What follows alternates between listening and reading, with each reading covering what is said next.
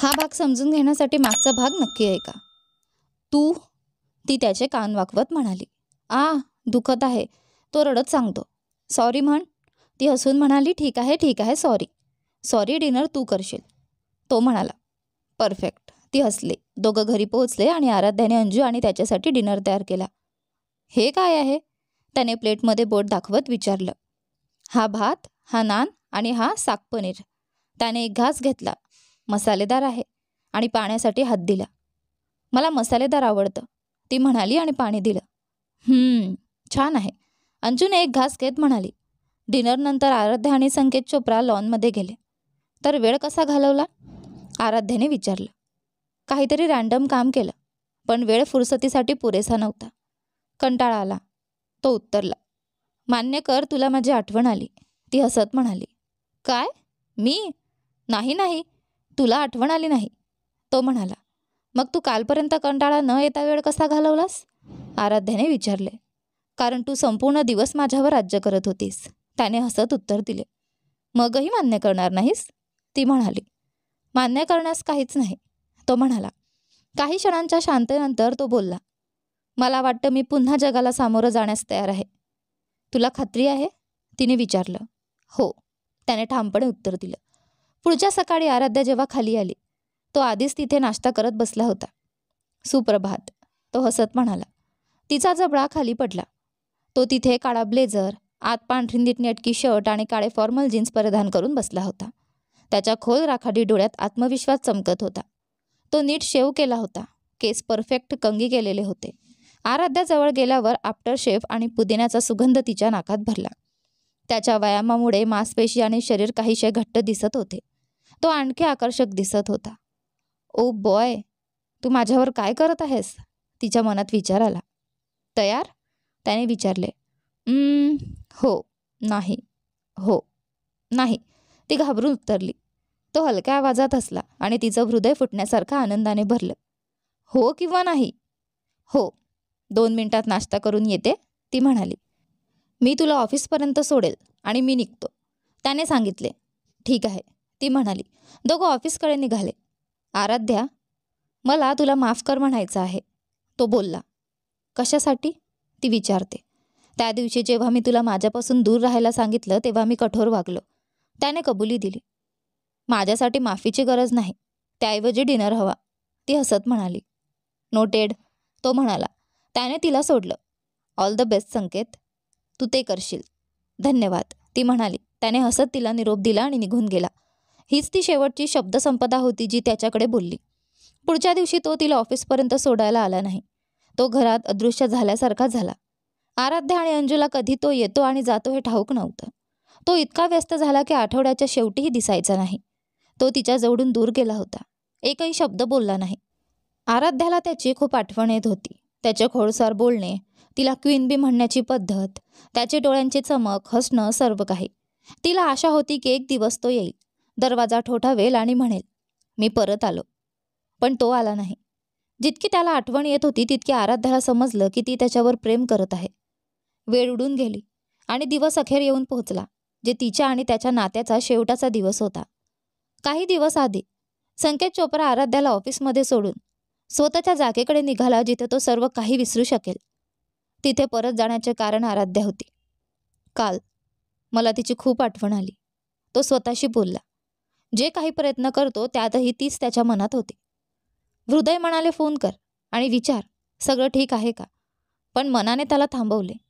दिवसभर मन आणि हृदय यांच्यात लढा सुरू होता, जोपर्यंत तो संध्याकाळी तिला पाहिलं नाही. नाही संकेत, तुला तिला आठवू नये. काहीतरी मोठं कर तिला मनातून काढून टाकण्यासाठी, असं त्याने स्वतःला सांगितलं. आणि तिथून त्याला ही कल्पना सुचली. तो ऑफिस पोहोचला. सुरक्षा रक्षकाने अविश्वासाने त्याच्याकडे पाहिलं. जेव्हा तो ऑफिसमध्ये गेला सर्वजण खुसाम बोलत होते. आणि शेवटी जेव्हा तो आपलं रूम गाठलं, अक्षयचा जबडा खालीच पडला. संकेत, काय काय तू इथे काय करत आहेस? अक्षय आश्चर्यचकित झाला. तोच विचार तुला करायचा आहे, ही माझी कंपनी आहे, तो थोडा टोमणा मारत म्हणाला. थांब, अक्षय जवळ येऊन त्याचा सुगंध घेतो. अरे काय करत आहेस? तो त्याला मागे खेचतो. तू दारू पिऊन नाहीस? अक्षय अजून जास्त आश्चर्यचकित झाला. खुश आहेस की रागावलेला, तो विचारतो. अरे मूर्ख, मी खुश आहे, अक्षयने हायफाय दिला. माझी रजा संपली, चला पुन्हा जगात प्रवेश करूया. हो बॉस हेड. अक्षयने कंपनीची सर्व स्थिती, नुकसान, शून्य नफा, इतर कंपन्या ज्या आपल्या पुढे गेल्या सविस्तर सांगितले. शेवटी संकेतने खरी स्थिती पाहिली आणि समजले की त्याचं बळ कंपनीच्या नुकसानीमुळे किती त्रस्त आहे. माफ कर बाळा, मी तुला पुरेशी काळजी घेतली नाही. आता तू जखमांपासून परत येणार आहेस. धन्यवाद क्वीनबी, माझ्या बाळाच्या वेदना दाखवल्याबद्दल. बाळा, तो त्याच्या कंपनीला म्हणतोय. अक्षय, कर्मचाऱ्यांशी बैठक व्यवस्थित करा, मला त्यांच्याशी बोलायचं आहे. ठीक आहे. अर्ध्या तासात सर्व कर्मचारी एका खोलीत जमले. ते एकमेकांशी खुमास बोलत बसले होते. जेव्हा संकेत आत गेला, खोलीत शांतता पसरली. हॅलो मित्रांनो, त्याने सर्वांचे स्वागत केले. हाय संकेत, त्यांनी सर्वांनी एकसाथ उत्तर दिले. मला ठाऊक आहे, तुम्हाला विचार येत आहे की हा मूर्ख इथे का आहे. सर्वांनी हसून उत्तर दिले. मला ठाऊक आहे, मी या वर्षात तुम्हाला निराश केले. अनेकांनी म्हणाले की इथे आता आशा नाही, बरोबर ना. खोलीत शांतता पसरली. ठीक आहे, मला त्याबद्दल काही फरक पडत नाही. ज्यांनी सुट्टी घेतली आणि विरोधी कंपनीत गेले त्याबद्दल मला काहीच फरक पडत नाही. पण मी खरंच कृतज्ञ आहे त्या सर्वांबद्दल जे अजूनही माझ्यावर विश्वास ठेवतात आणि इथे टिकले आहेत. बरं, आता त्यांना चुकीचे ठरवू दे. एकत्र आपण जगाला आणि त्या डिक हेड्सना दाखवू शकतो की आपण परत आलो आहोत. सर्वांच्या डोळ्यात आत्मविश्वास चमकला. काय म्हणता मित्रांनो? हो नक्कीच संकेत, त्यांनी जोरात उत्तर दिले. ठीक आहे, आतापासून मी दिवस रात्र काम करणार आहे. मला आठवडे किंवा सुट्ट्यांची पर्वा नाही. मी काम करणार आहे जोपर्यंत माझं बळ 3 वर्षांपूर्वीसारखं पुन्हा परत येत नाही. मी कोणालाही माझ्यासारखं काम करण्यास भाग पाडणार नाही. तुम्ही सुट्ट्या आणि विश्रांती घेऊ शकता, पण जर तुम्हाला चोप्राज अँड को पुन्हा चमकत हवे असेल तर तुम्ही माझ्यासोबत सामील होऊ शकता. आम्हाला सगळ्यांना ते हवे आहे संकेत. चला करूया. ठीक आहे, मग आपल्या जागी जा आणि काम सुरू करा. काही मिनिटात सर्वजण आपल्या जागी गेले. पुन्हा स्वागत आहे माझ्या मुला, अक्षयने हात मिळवत सांगितले. अक्षय, तुझ्याशिवाय माझं बळ आता संपलं असतं. सर्व सांभाळल्याबद्दल धन्यवाद. तू माझा भाऊ आहेस संकेत, तो हसला. चला एकत्र करूया भाऊ. तो संकेतला रूमकडे नेत गेला. त्या दिवसापासून त्यांनी आगेसारखं काम सुरू केलं. ज्यांनी कंपनी सोडली होती त्यांच्याशी पुन्हा बोलणं सुरू झालं आणि सांगितलं की मी पुन्हा व्यवसायात परत आलोय. कर्मचारी सर्वजण मधमाशाप्रमाणे काम करू लागले. त्यांनी कोणताही आठवडा सुट्टी घेतली नाही. ते सर्व त्याच्यासाठी काम करत होते. अक्षय आणि संकेतने आधी नुकसान थांबवण्याचा निर्णय घेतला. त्यांनी सर्व काही ताजी सुरुवात करत केलं. काही छोट्या कंपन्यांनाही हात मिळवून कामात सामील केलं. हळूहळू सर्व काही योग्य मार्गावर येऊ लागलं. संकेतने स्वतःला कामात वेढून घेतलं, पण याचा अर्थ असा नाही की त्याने आराध्याला विसरला. तिचा नेहमीच मनात ठिकाण होतं. प्रत्येक दिवस सुरुवात करण्यापूर्वी तिच्या आठवणींना डोळ्यात ठेवायचं आणि दिवस संपताना तिच्या सुंदर झोपलेल्या चेहऱ्यावर नजर टाकायची. तो तिच्याशी धक्काबुक्की होऊ नये म्हणून काळजी घेत असे. त्याला ठाऊक होतं की ती त्याला मिस करते, पण जर तिने हे त्याच्यासमोर मोठ्याने सांगितलं तर तो आता थांबवू शकणार नाही. म्हणून तो शक्य तितक्या वेळा तिच्या संपर्कापासून टाळायचा. काही दिवसांनंतर जेव्हा तो मध्यरात्री घरी परत गेला तेव्हा त्याला तिच्याकडून मिस कॉल्स दिसले. त्या दिवशी त्याला फोन तपासण्यास वेळही नव्हता. जेव्हा तो दाराची बेल वाजवतो तेव्हा अंजूने उत्तर दिलं. हाय अंजू, क्वीनबी मला काही वेळा कॉल केला होता का? ती फोनकडे पाहण्यासाठी आत गेली. सगळं शांत. ती उत्तर देत नव्हती. मी विचारतो अंजू, कारण ती निघून गेली, ती अनिश्चित आवाजात म्हणाली. संकेतला विश्वास न येत तिच्याकडे पाहत राहिला. काय म्हणायचं आहे तुला? हो, ती निघून गेली आणि तिने मला सांगितलं की हा लिफाफा तुला दे. ती त्याला लिफाफा देत म्हणाली. ती निघून गेली? संकेतने थरथरत्या हातांनी लिफाफा उघडला. लिफाफा उघडल्यावर त्याचं जग काळं झालं. पाहून त्याला काहीच दिसलं नाही. थोड्या वेळापूर्वी रविवारी सकाळची वेळ होती.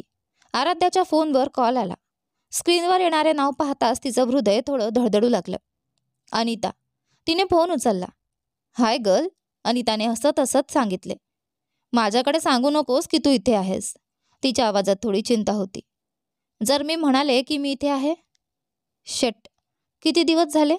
अंदाजे 2 महिने. काय, तू मजा करत आहेस का? म्हणून मी तुला आधीच सांगायला सांगितलं होतं. मी तुला सरप्राईज द्यायचं ठरवलं होतं. पूर्णपणे विसरून गेले तुझ्या चेन्नई भेटीबद्दल. तू खरंच बिडशीट आहेस. मी लगेच येते. फक्त सांग कुठल्या ड्रेनेजमध्ये राहतेस. मी लोकेशन पाठवते. आराध्याने असत उत्तर दिलं. मी एअरपोर्टमध्ये आहे. तुला लगेच उचलायला येऊ का? किंवा मी थोडं रिफ्रेश होऊन येईन? ऑप्शन 2 चांगला आहे. ठीक आहे. बॅग पॅक्स कर. मी 1 तासात तुझ्याजवळ पोहोचेन. इतकं सांगून अनिताने फोन लावला. आराध्याच्या काही मिनिटे तिथे बसून स्वतःला समजावून घेत राहिली. त्यानंतर अंजूला कळवण्याची वेळ आली. ती स्वयंपाकघरात गेली. अंजू तिथे नाश्ता तयार करत होती. अंजू, आराध्याने थोडं संकोचाने बोलली. हो डार्लिंग, 2 मिनिटात नाश्ता तयार होईल, अंजूने उत्तर दिलं. अजूनही कामात व्यस्तच राहून. माझं इथून निघण्याची वेळ आली आहे असं वाटतं, आराध्याने सांगितलं. हे ऐकून अंजूने स्वयंपाक थांबवला आणि तिला आश्चर्यचकित नजरेने पाहत म्हणाली. काय म्हणतेस? माझी मैत्रीण आली आहे. काय? तुला इथे राहता येईल. तिला सांग की तू इथे छान आहेस.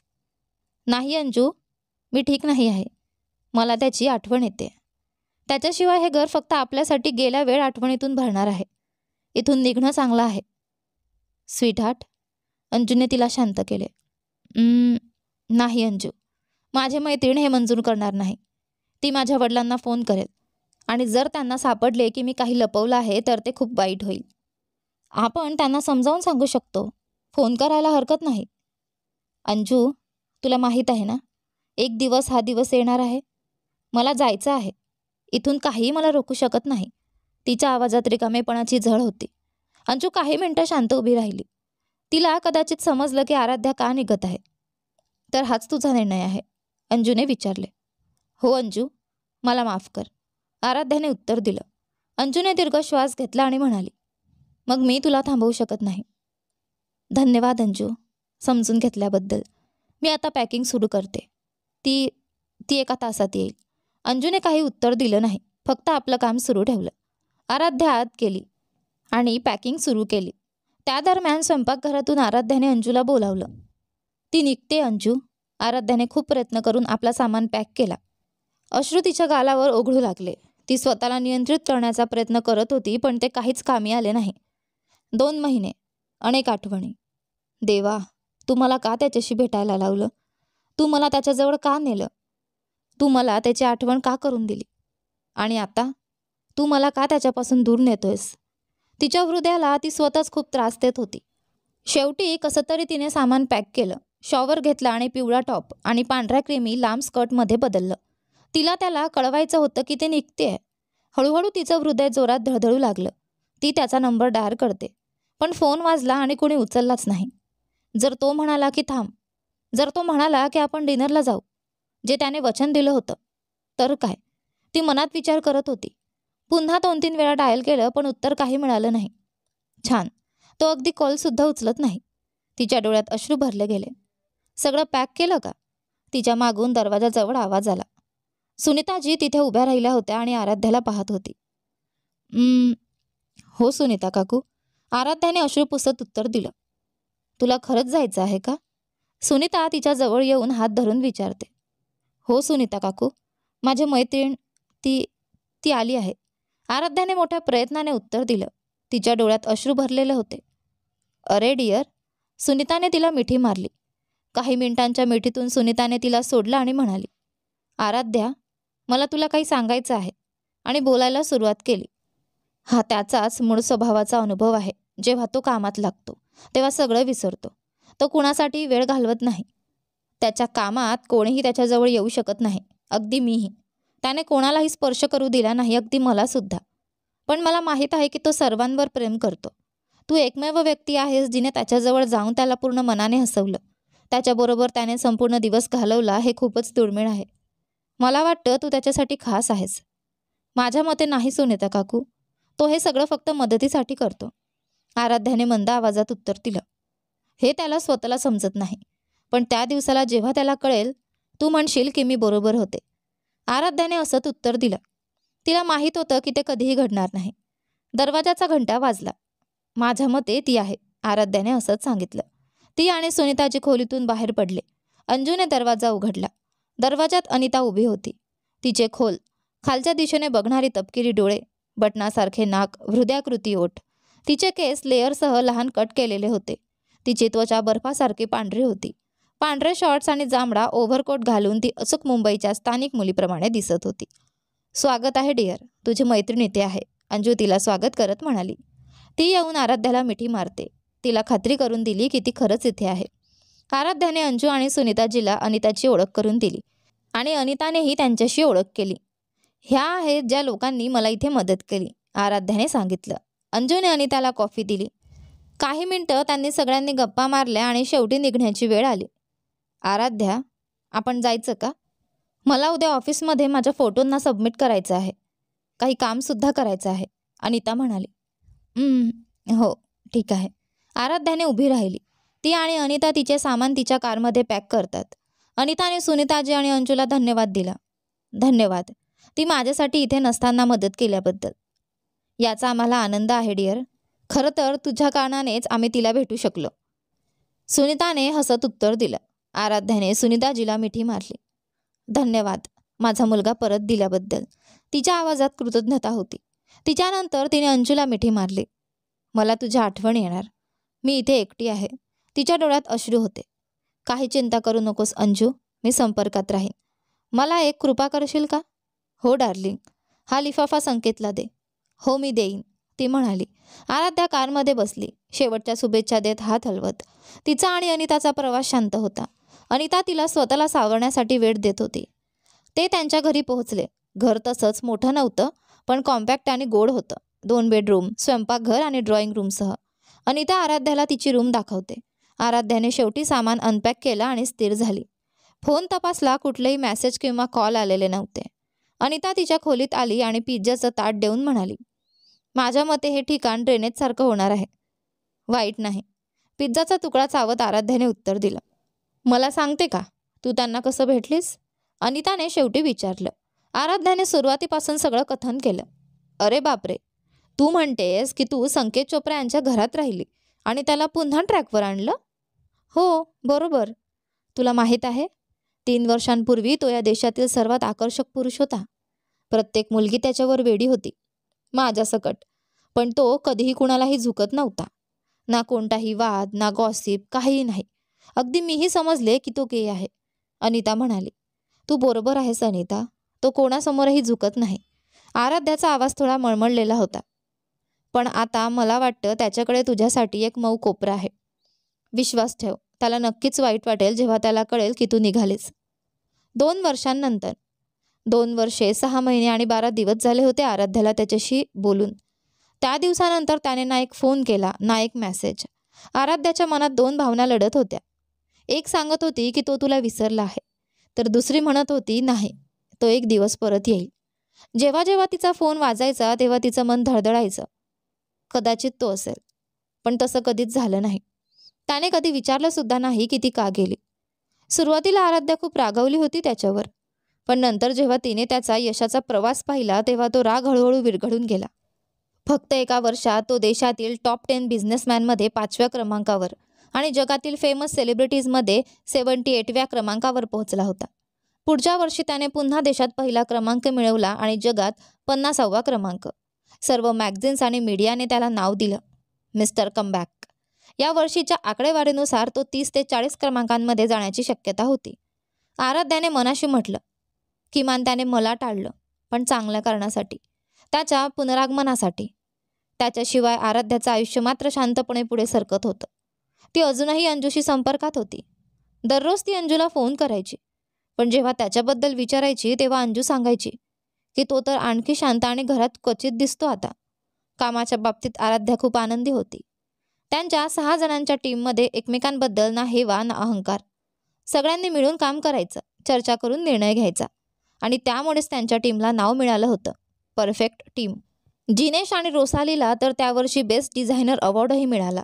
त्यांच्या ग्रुपमध्ये आता रिसेप्शनिस्ट जेमीही सामील झाली होती.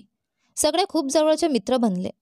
जेव्हा जेव्हा अनिता बाहेरच्या देशात प्रोजेक्टसाठी जायची तेव्हा जेमी आराध्यासोबत राहायची. तीही तिची जवळची मैत्रीण झाली होती. सगळे तिला फक्त मैत्रीण मानायचे, फक्त टीनेज सोडून. त्याने एकदा तिला डेटसाठी विचारलं होतं, पण आराध्याने हसून सांगितलं, माफ कर, पण मला तसं काही वाटत नाही. टीनेशने समजून घेतलं, तिला स्पेस दिला. पण आराध्याला आतून माहीत होतं, तो अजूनही तिच्या उत्तराची वाट पाहतोय. आराध्याने मात्र गेल्या 2 वर्षात कोणालाही डेट केलं नव्हतं, कारण तिला माहीत होतं तिचं हृदय अजूनही त्याच्याच नावावर धडकत आहे.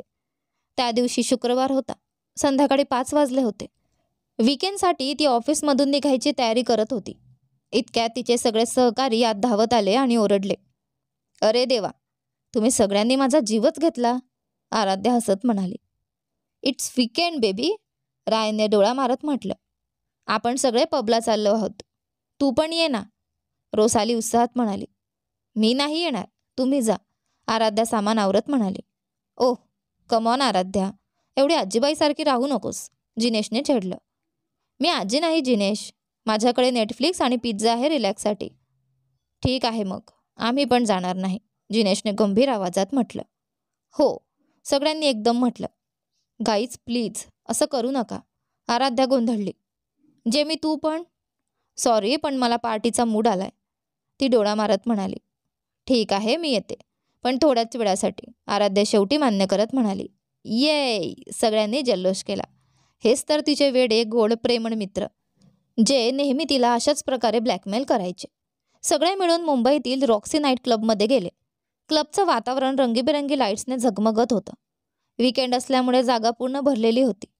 त्यांनी एक टेबल घेतलं. सगळ्यांनी ड्रिंक्स ऑर्डर केल्या आणि आराध्याने घेतला ऑरेंज ज्यूस. "तू कायमच अशी सोबर असतेस, नाही का?" रायनने विचारलं. "ड्रिंक्स माझ्या टाईपचे नाहीत," ती शांतपणे म्हणाली. "ओह खरंच? बघ, एक दिवस तू हे नियम मोडशील." जिनेशने हसत चॅलेंज दिला. "चला मग त्या दिवसाची वाट पाहूया," जिनेशने हसत म्हटलं आणि सगळ्यांनी आपापले ड्रिंक्स घेतल्या. "Everyone to the dance floor now," रोसालीने आवाज दिला. सगळे हसत खेळत डान्स फ्लोअरकडे गेले. "आराध्या तू येणार नाहीस का?" रोसालीने विचारलं. "मी आधीच सांगितलं होतं ना, मी फक्त तुम्हा सगळ्यांसाठी आले आहे. माझा ज्यूस घेते आणि निघते." "यू आर बोरिंग," रोसालीने छेडलं. "थँक्स, मी त्याला कॉम्प्लिमेंट म्हणून घेते. एन्जॉय करा सगळे." "ठीक आहे, बाय, सोमवारला भेटू," ती हसत म्हणाली. "आराध्या, तुला हवं असेल तर मी तुझ्यासोबत थांबतो," टिनेशने मान मागे खाजवत विचारलं. "ठीक आहे टिनेश, मी मॅनेज करू शकते. तू जा आणि मज्जा कर." ठीक आहे, पण काही लागलं तर कॉल कर. मी 2 मिनिटात निघते, त्यामुळे गरज नाही," ती हसत म्हणाली. ओके." असं म्हणत तो गेला. 2 मिनिटांनी वेटरने तिचं ऑरेंज ज्यूस आणलं. तिने ते हळूच घेतलं आणि पिणं संपवून उठायचा विचार केला. तेवढ्यात एक मध्यमवयीन माणूस, ज्याच्या श्वासात दारूचा वास होता, तिच्या शेजारी येऊन बसला. "हे गर्ल, वॉना डान्स?" त्याने विचारलं. "नो थँक यू," आराध्या उठत म्हणाली. "कम ऑन, शाय होऊ नकोस." त्याने तिचा हात पकडला. "सोडा माझा हात, मला नकोय." ती हात सोडवण्याचा प्रयत्न करत म्हणाली. "आज रात्री मी तुला बेस्ट नाईट दाखवतो." तो अजूनही तिचा हात पकडून होता. ती म्हणाली ना तिला नकोय. एक रागीट आवाज तिच्या कानावर पडला. तो आवाज संकेत चोप्राचा. 4 तास आधी. 2 वर्ष 6 महिने आणि 12 दिवस झाले होते संकेतला आराध्याशी बोलून. त्याने कधीच तिच्याशी संपर्क साधला नव्हता, कारण त्याच्या मनात अपराधाची भावना होती. ती निघताना तिने केलेले शेवटचे कॉल त्याने उचललाच नव्हता, आणि हाच त्याचा सर्वात मोठा दोष होता. तो तिला थांबवू शकला असता, पण नाही थांबवलं. आज सर्व मीडियामध्ये, मॅगझिन्समध्ये त्याचं कौतुक होत होतं. मिस्टर कमबॅक म्हणून. त्याची कंपनी पुन्हा उभारीवर आली होती. त्याने नवीन शाखा सुरू केल्या होत्या. जे क्लायंट्स त्याला सोडून गेले होते ते परत आले, आणि काही नवीन कंपन्यांची हातमिळवणी केली. हे सगळं फक्त तिच्यामुळे झालं होतं, आराध्यामुळे. ती नसती तर तो आज या उंचीवर नसता. तीच ती होती जिने त्याला अंधारातून बाहेर काढलं, आणि त्याने मात्र तिचं मन तोडलं. ती गेल्यानंतर घर ओसाड वाटायचं, म्हणूनच तो क्वचितच घरी जायचा. बहुतेक रात्री तो ऑफिसमध्येच झोपायचा. कधी तिची आठवण आली की तो ऑफिसच्या टेरेसवर जायचा आणि तिने दिलेला तो लिफाफा बाहेर काढून पाहायचा. त्या लिफाफ्यात काही पैसे आणि एक पत्र होतं. "तुझा रेंट संकेत. वाटतं अजून आपल्यात एक गोष्ट बाकी आहे, एक डिनर. कधी वाटलं तर फोन कर. तोपर्यंत सगळ्यासाठी धन्यवाद." तो पत्र हातात धरून संकेत मनात म्हणायचा, "क्वीन बी, मला तुझे आभार मानायचेत. तू होती जिने मला पुन्हा जिवंत केलं." तिने बनवलेला फिटनेस चार्ट तो रोज पाळायचा. कडक वर्कआउट करत राहायचा, जोपर्यंत त्याला दारूचा एक थेंबसुद्धा आठवायचा नाही. आता त्याच्याकडे सगळं होतं. त्याचा आत्मविश्वास, त्याचं मन, शरीर, प्रसिद्धी आणि त्याचं बेबी म्हणजे त्याची कंपनी. पण तरी काहीतरी अपूर्ण होतं. आराध्याशिवाय तो अपूर्ण होता. त्याला फक्त एक गोष्ट करायची होती, तिला भेटायचं आणि मनापासून सॉरी म्हणायचं. अक्षय ऑफिसमध्ये आला आणि हसत म्हणाला, तर अजूनही अपराधी वाटतंय का संकेत? अक्षयने संकेतला त्याच्या कमबॅक नंतरच्या पहिल्या 6 महिन्यात खूप मदत केली होती. संकेत पुन्हा उभा राहू लागला. आत्मविश्वास परत मिळवला. जेव्हा तो स्वतःवर स्थिर झाला तेव्हा त्याने अक्षयला सांगितलं की आता तू स्वतःचं करिअर पुढे ने. अक्षयला जरी जायचं नसलं तरी तो नाईलाजाने गेला. नंतर त्याने इकॉनॉमिक्समध्ये मास्टर्स डिग्री पूर्ण केली आणि आता तो एका प्रतिष्ठित विद्यापीठात प्रोफेसर होता. संकेतने त्याला नंतर आपल्या बिझनेसचा सायलेंट पार्टनर व्हायला सांगितलं, पण अक्षयने नेहमीप्रमाणेच नकार दिला. संकेतने मग सगळं सत्य त्याच्यासमोर मांडलं. आराध्या, त्याची चूक आणि ती गेल्यापासून त्याच्या आयुष्यात आलेला बदल. संकेत, ती तुला नक्की समजून घेईल, अक्षय शांतपणे म्हणाला. संकेतने डोळे खाली केले. माहीत नाही रे अक्षय, जर तिला वाटलं की मी तिचा वापर केला आणि नंतर तिला फेकून दिलं तर? 2 वर्ष झाली, 6 महिने 12 दिवस मी तिच्याशी एक शब्दही बोललो नाही. आता अचानक गेलो तर ती काय विचार करेल? अक्षयने सुस्कारा टाकला.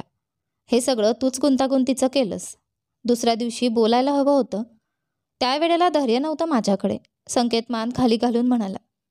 संकेत, तुला तिच्यावर प्रेम आहे का? अक्षयने थेट विचारलं. काय? नाही, फक्त मला माफी मागायची आहे, बस, त्यापेक्षा काहीच नाही. ती फक्त एक चांगली मैत्रीण आहे. मी तिला दुखावलं म्हणूनच. संकेतचा आवाज थरथरत होता. ठीक आहे, शांत हो, अक्षयने त्याला थोपटलं. काही मिनिटांनी अक्षय पुन्हा म्हणाला.